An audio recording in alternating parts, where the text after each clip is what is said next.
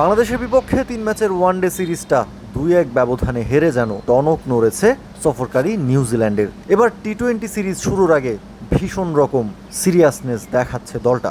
বৃহস্পতিবার রাতেই শেষ হয়েছে ৩ ম্যাচের ওয়ানডে সিরিজটা।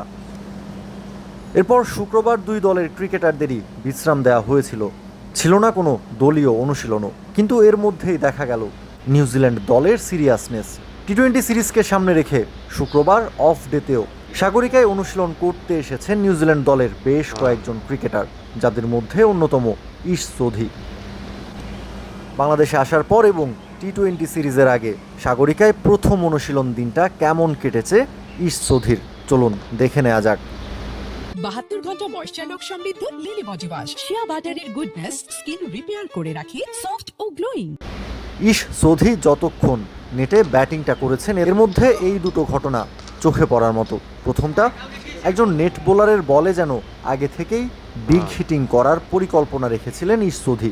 কিন্তু বোলারও ইশ সোধির ব্যাটিং স্টান্স দেখে বুঝতে পেরেছিলেন বড় শট খেলার প্রিপারেশন নিয়েই দাঁড়িয়ে আছেন এই কিউই অলরাউন্ডার। তাই তো বলটা করেছেন খানিকটা স্লো, সাথে পেয়েছেন বাড়তি বাউন্সও।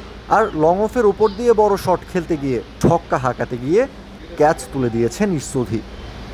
বাংলাদেশি এই নেট বোলারের এমন বুদ্ধিমত্তা বেশ মনে ধরেছে ইশ সোধির, তাই তো বোলারকে দিয়েছেন বাহবা।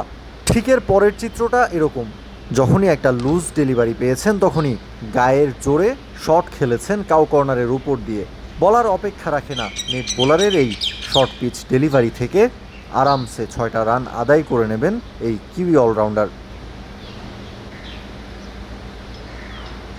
মূলত কন্ডিশন এবং মাঠের উইকেটের সাথে মানিয়ে নিতেই অফ ডেতে অনুশীলন করেছেন ইশ সোধি এবং নিউজিল্যান্ডের টি-20 দলের একাংশ। আগামী 27 তারিখ চট্টগ্রামের সাগরিকায় 3 ম্যাচ টি-20 সিরিজের প্রথম ম্যাচ এবং 29 তারিখ সিরিজের দ্বিতীয় ম্যাচ খেলবে বাংলাদেশ নিউজিল্যান্ড। এরপর সিরিজের সবশেষ ম্যাচ খেলতে আবারও ঢাকায় ফিরে যাবে দুই দল।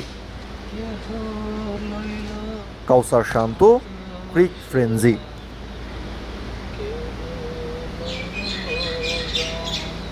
Basta